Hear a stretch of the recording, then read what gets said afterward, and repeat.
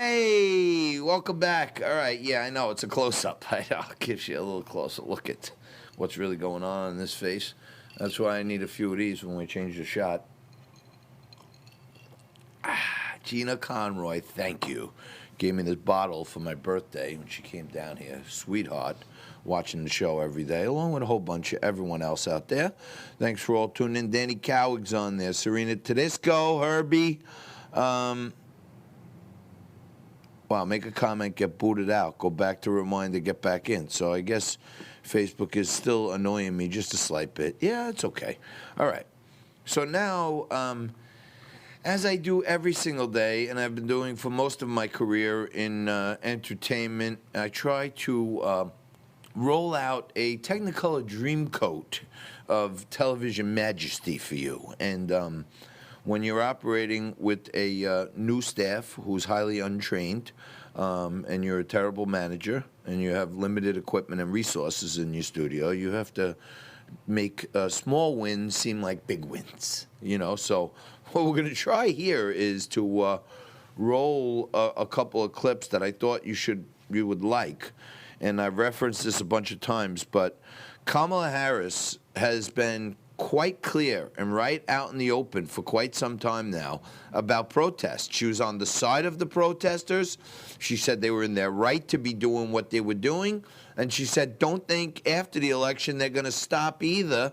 And if you think I'm just saying this, don't. Maybe we have the clip of her saying it.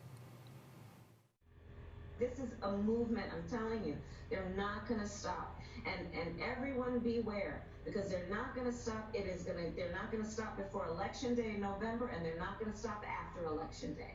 And that should be, everyone should take note of that on both levels, that they're not going to let up, and they should not.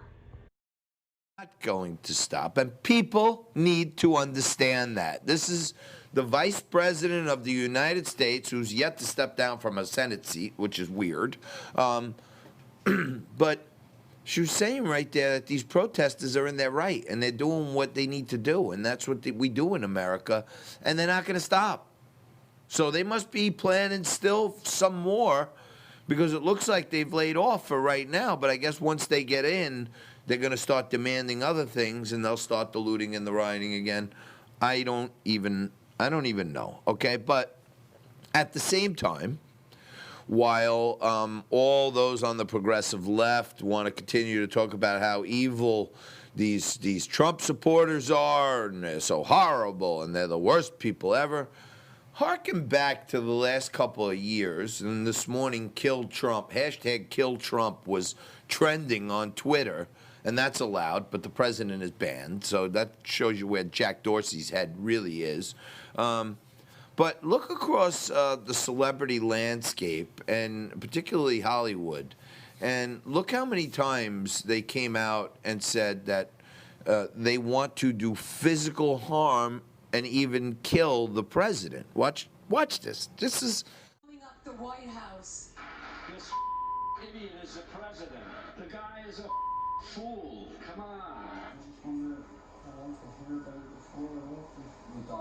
Trump needs to be medicated and hospitalized. Shakespeare's play Julius Caesar like you've never seen before. A man dressed to look like President Donald Trump gets stabbed to death on stage. When was the last time an actor assassinated a president? Every American. and wonderful global citizen, wife-beating, drug-sniffing actor Johnny Depp was talking about when was the last time an actor killed a president. It's just like, but this is okay. And this morning, hashtag kill Trump. Arrest Trump is not enough. Hashtag kill Trump. And that was trending, and that Twitter handle and that hashtag was being perpetrated across the universe, and that's okay. But okay, now we're going to try to pull off the final leg of the Triple Crown. The Triple Lindy, as they called it when Rodney Dangerfield hit all three boards in old school for the Triple Lindy dive into the pool. We're going to go for 3 video assets in one single segment. Here is one of the main morons, okay, on the main moron of, last year, I used to wake up at 6 o'clock in the morning and watch Morning Joe. Not because I like Morning Joe. I call it Morning J-O, because that's what they do all morning. They J-O you, okay? But Morning J-O, okay, I watched it to get my juices flowing, to hear their narrative for the day and come up with all the debunking facts to make them look like fools, which they do a hell of a job on their own, by the way. But they bring on all these left-wing, progressive zealots, these whack jobs. And this guy, this guy basically lays out the progressive talking points perfectly, where they want to disqualify and cancel every single person that supported Donald Trump. Check this out. Yes, sir, I agree with that completely. I mean, in the article... Oh, yeah, here's the big lie. It's a big lie told by Trump. The big lie is this channel. About our history, and those two things are connected. And you have just need a named drink. very precisely the big lie of our history. And that lie is that African Americans are not equal human beings. These lies are connected. When Mr. Trump says If this don't make you need a drink, I don't know what does. Crack open a cold one. black people shouldn't be allowed to vote. When he's saying that it's fraud, what he's really saying is that we shouldn't be counting those votes in those Crazy, states. In other words, crazy, we shouldn't be counting votes craziness. in And this is what we're dealing with. Big lie in American politics is gonna This is a professor from Yale University, this guy. And he's talking about how I can't even believe this is what I'm hearing, that they're talking about how because 250,000 people were down in Washington for a peaceful protest to support the president, who's apparently out the door, okay? And because he said, let's walk down to the Capitol peacefully and patriotically protest, somehow or another, the actions of a very few, and their horrible, heinous actions, and people died because of their actions, they should all be brought to justice.